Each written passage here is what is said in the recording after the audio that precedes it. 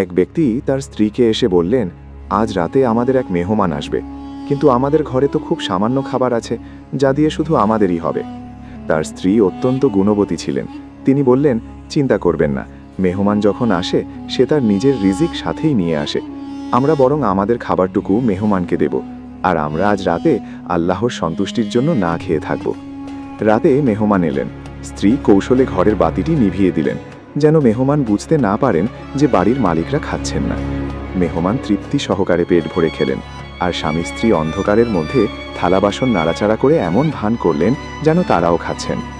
পরদিন সকালে তারা যখন আল্লাহর রাসূল সাল্লাল্লাহু আলাইহি ওয়াসাল্লামের কাছে গেলেন, তিনি হাসি মুখে বললেন, গত রাতে তোমরা তোমাদের মেহমানের সাথে যা করেছ তা দেখে আল্লাহ অত্যন্ত খুশি হয়েছেন এবং তোমাদের জন্য জান্নাতের সুসংবাদ দিয়েছেন। মেহমান বাড়িতে আসা মানে আল্লাহর রহমত আসা। মেহমানকে আপ্যায়ন করলে সম্পদ কমে না, বরং ঘরে বরকত বৃদ্ধি পায়।